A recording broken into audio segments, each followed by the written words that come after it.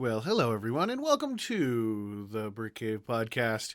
I am your host for this edition of the podcast. My name is Bob Nelson. I am the principal support executive here at BrickCave.media, which means I'm the guy that does most of the heavy lifting.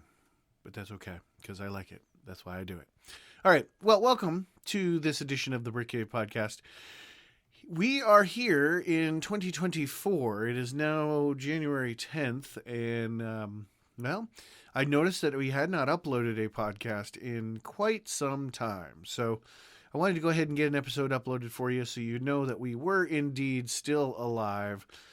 There is a lot of audio that we've recorded in the time since we released the last podcast. So it's really been a matter of me taking the time to edit that media and then to release it. So in the meantime, you get this episode to hold you over until I get around to that, which should be pretty quick because we got another round of recording happening in the next couple of weeks. But today, I actually kind of wanted to talk about a subject today. I'm going to mimic this in the Brick Cave blog that I release probably this weekend.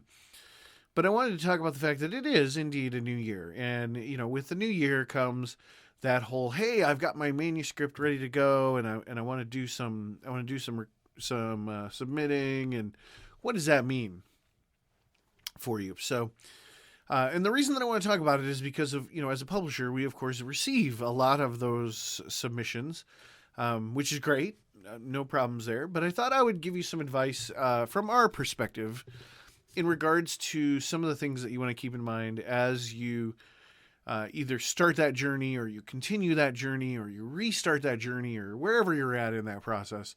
I kind of wanted to throw these things out there for you to think about, and you're gonna get 50 opinions on how to prepare your manuscript to be published, and what you should do to be published, and how you should submit to be published. And every one of those 50 opinions is probably going to be different. It doesn't make any of them right or more right. It doesn't make any of them completely wrong.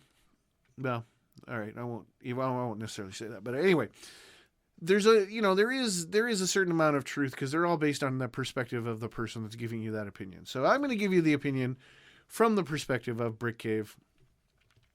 So I hope you're ready. So I kind of broke it down into kind of three questions that you want to ask yourself as you get ready to pull that trigger and move that ball forward. And the first question is your manuscript ready? It's a simple question, right? But it's a very important question. So is that manuscript ready? Because what can happen to you is things in this process can move very quickly if you are very fortunate. So you might submit to an entity, you know, whatever that entity is. And that entity might decide, yes, we want this manuscript because we think we can sell this manuscript and we want it now. And when that happens, you really want to be ready for that. You really want to prepare to meet that moment and be like, yes, my manuscript is completely ready. And, you know, that means obviously some of the things that you hear a lot about, which is, has your manuscript been edited? The best thing you can do for yourself and your product, because at the end of the day, I hate to tell you, but the manuscript is a product, is to invest in some quality control for your product. Give it the best chance that it has for success. And the reason that I say that, from our perspective, we're a very small publishing company. We publish very few titles every year. So when we look at titles, we're looking at titles from the viewpoint of, hey, this is a great manuscript. Great idea, great execution in writing, except it's missing this thing. And when we go through and we look at that in the submission process, we unfortunately have to make that decision: is it worth the energy and the time to go after what it is that's missing with the author that submits it. And the reason that is just because there's just not enough resources available to us to do that.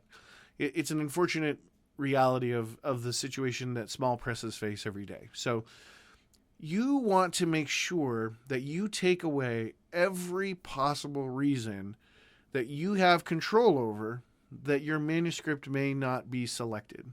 And so that means solid editing.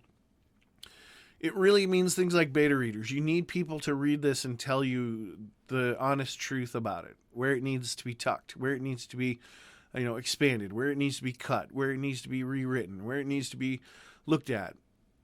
You need that set of honest eyes of someone in your target audience. And that's an important, I think, element that people forget about is, books have people that enjoy them, right? There are people that love fantasy. There are people that love fiction. There are people that love nonfiction. There are people that only read biographies because they just love reading the stories of other people. You've got to find beta readers that fit that audience that you think that this book is going to appeal to. And let those beta readers give you their opinions on what should happen with that manuscript. And so when you do that, what you're doing is you're collecting that feedback. And sometimes that feedback can be very easy. Hey, you did a great job. I would read this book. If I had bought it, I would have read it anyway, kind of thing. But sometimes that feedback can be a little challenging. And it's up to you in that moment to decide if that feedback is something that you need to embrace and implement to make that manuscript better. Because sometimes it's not. We always say, have a beta reader, get feedback, get editing, blah, blah, blah. There's a moment in that process where you get to decide if that feedback, if that suggestion, if that whatever is where you want this art to go. And most of the time it's, hey, you need to rewrite that sentence. Most of the time it's, hey, you used the wrong word here. Hey, you forgot a period. Hey, you misspelled 50 words. Oh, misspellings are my thing. Anyway. But you get to that point where, it gets into some of the developmental stuff and people are talking to you about your story and they're talking to you about direction and they're talking to you about character arc and they're talking to you about these things. And you get to decide if those elements are elements that you feel are important enough to change within the work that you've created. Now, that being said, accept them or not accept them, you do have that choice, but you do have to accept the consequences of having made that choice. So if you do not accept those suggestions and your manuscript flounders and literally a publisher comes to you and says, well, we didn't accept it because of this reason, and the reason was based back on the feedback that you chose not to accept, then you kind of have to own that. You kind of have to say, look, yeah, all right, I get it. And then you still can decide if you want to make that change or if you want to carry forward, and maybe a different publisher would feel differently about it. But that choice and that responsibility and those consequences are always yours. So that's kind of the first thing. Is your manuscript ready? If you're confident, if you feel like, hey, it's there. And here's the other thing. As a creator, you never feel like your work is done, but at some point you got to call it, right? You say, okay, this work is done. I'm moving on with it. It's kind of where I'm at with my manuscript. I've got to go through one more round of changes, and then I got to decide, do I really want to put this thing through another ringer, or are we ready? All right.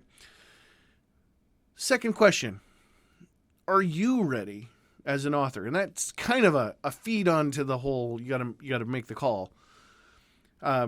You've got to be ready for whatever transpires. And that's not necessarily there are people that will tell you, be ready for rejection, be ready for doom and gloom, be ready to have your manuscript flounder for a long time. I would not quite be so heavy-handed about that. I would just say be ready for anything, right? Luck is when preparation meets opportunity. So you've got to be in a headspace where you're like, okay, this manuscript is in a good space. I'm going to submit it. If it gets accepted, I am ready to do what needs to be done to get it onto the store shelves. Or, hey, this manuscript is really in good shape. I'm going to submit it to this publisher. If this publisher wants me to change it, I've got to decide if I'm willing to make that change to get it on those store shelves.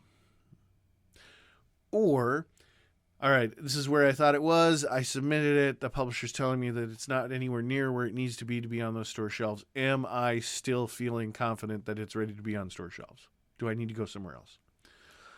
So your artist headspace has to be, this is where they talk about changing the hats from the, the writer to the business person. So this is where you gotta be like, okay, so am I ready for that level of feedback, for that level of interaction, for that level of push? Flip side of that is, literally somebody could call you up and say, hey, we read this, we loved it, we're taking it, we want to do XYZ, right? We want to have the rights for the film, we want to have the rights for the media, we want to have the rights for the video game, whatever it is, right? We want to take this relationship beyond perhaps what you were initially anticipating when you submitted the manuscript. And you got to be ready for that. Excuse me. You've got to know how you want to manage that. Even if you're saying to yourself, okay, I don't know that I'm ready to do anything beyond just submitting this manuscript, but I do know that if somebody calls me and says they want to engage in that, I'm going to call X person. That's the person, that's my go-to, that's my bench person for this subject matter. So I know that if someone approaches me and says I need to wholesale rewrite this manuscript, I'm going to start by going to maybe the editor that originally edited it for me, and I'm going to run this by them, and I'm going to see what their thoughts are on this. Because I need to know if that's legit feedback or if it's somebody trying to do something, just off the cuff there. So that's the whole thing about being ready. Being ready isn't about knowing the answers to every single contingency and every single possibility that happens with that manuscript. Being ready means, I know that if something comes up in this topic, this is the path I'm going to take to get that resolution or to figure out that answer or to decide if I want to engage in that. This is where I'm going to go for Y. This is where I'm going to go for Z. So you make sure that you get enough of that in place that you can confidently deal with whatever curveball, and there will be curveballs, comes at you from anyone that you happen to submit to. And to me, those are kind of the three most important questions when you reach that point of, hey, I think I'm ready to submit. I've asked myself, is my manuscript ready? Yes, my manuscript I feel is ready. Am I ready? Yes, I feel like I am ready. I have the information I need to answer any contingency. The third is, do you have a plan? And this is the one that will get people more often than not, because once you have your manuscript done, once you're ready to go and you want to figure out where you want to submit it to, people will oftentimes just start submitting without really having a process or without really having a goal in mind. So one of the important things to always do before you start submitting is to do the research on where similar titles are published. So we always talk about, there's a ton of chatter out there about, hey, find comp titles, find da-da-da-da. The same thing needs to be true for your manuscript. When you're ready to submit it, you want to find a home for that. You want a publisher that understands the genre. You want to make sure that that book is represented in a place where the publisher will respect it and not just throw it on the shelf and let it age and move on. So you really want to do your research. So it's, you want to, you've been encouraged to create comp titles, right? Because everybody says, well, comp titles. Tell me what this book is like. Okay. Comp publishers is kind of a similar sort of vein, understanding where that work is published, so that you can go ahead and then make those submissions from the best place possible. And this is the thing that I always advise everybody from a Brick Cave perspective is, read a couple of the books in the press. Really just make that small investment and read a couple of those books to see if that feels like the type of writing you want on the shelf next to your book or at a convention on display, because this is really the end game here. The end game is that your book's on sale on a shelf. The reason that presses exist is because they constitute a sort of a communal business opportunity, and presses have personality. So if someone reads a book within a press and they like that author, then they are more likely to give an additional author within the same press the opportunity to impress them, right? I do it all the time. I kind of have some favorites. But if you're not cognizant of what that vibe is, what that feel is for that press, then you may be submitting your manuscript into an environment that's not the optimal environment for your manuscript. And that's not to say that the press will treat your manuscript poorly. That's to say that your manuscript may not quite fit into that vibe, and the press may love it, and the press may want to put it out there, but it may not fit into the vibe of what the other flavors of that press are. So you may end up in a situation where your book's a bit of a standout, which, in some cases can work out well, but more often than not, people will pick up on that fairly quickly and move on to other things. Unless the press itself has told you, hey, we want to take this in a new direction. We want you to be a part of that new direction. So you're going to be kind of one of the standard bearers of that new direction. That's an entirely different circumstance. But for the most part, when you're selecting the places that you want to submit to, you really want to understand how that press thinks, what their language is, what they like, what their formatting is. You want to know what the books look like. You want to know, does the logo for the press appear on the same place? Is the author's name prominently displayed? That kind of thing. And this is all before you get into the nitty gritty of the business piece, the real business piece, which is the negotiation of that agreement. You want to make sure you walk in the room knowing what you know. So you want to know who some of their best-selling authors are. You want to know how long they've been around. You want to know, hey, these guys publish science fiction. I write science fiction. We fit, at all levels, we fit. That's when you start making that list and you say, okay, I'm going to start here at the top. This is my number one choice because this is the guy that if I get in there, that's where I've always wanted to be, and that's where I want to be for the rest of my writing career. And from there, kind of work to the choices downward from there. So, and I hate to use the word downward, but work to the alternate choices from there. And that way, you're giving your book the best chance to not just get published, but to get published in a press where it will be with, I don't want to say the same because you don't necessarily want that either, but where it is in a communal environment that's optimal for that manuscript to survive. And those are, I'm using big words. I shouldn't use big words, but that's really what it is. It's about finding the best place for your manuscript to thrive. Once you've done that, and once you've created that list and you start working through that list, and those publishers, hopefully, especially if you've done your homework, should have experience in those genres, and they should recognize the fact that you have taken the time to make the manuscript the best it can be, and they should take the time to recognize that you've listened to their process and that you are ready to submit this book to them, and that should help your manuscript have a better chance of success. So that is my 3 questions to ask yourself before you start submitting your book to your manuscript to presses. So I didn't really tell you anything about how we approach that, but you're always welcome to check out BrickCave.media online, and we'll be happy to show you the things that we publish, and of course give you an idea of the flavor of the press. We're a bit of an eclectic, but we're okay. You know what? What else do I know? I don't know much else right now. I do know that if you check out the Bob vlog, which is basically the video version of this, I did one last week, and I'll do one again next week. And then I've got a whole bunch of audio from our BrickCave authors that I need to get edited and scheduled and get put out, which will be out in the next few weeks. So on that note, I'm going to go ahead and call this one a day. It's about 20 minutes in. Thank you so much for getting to this point. If you've actually gotten to this point, thank you so much for doing so. I will remind you that BrickCave Media does have a store online for our books. Speaking of buying the books, you can go to BrickCaveStore.com. Takes you right into it. It's a Square store, so all of your transactions are secure through Square.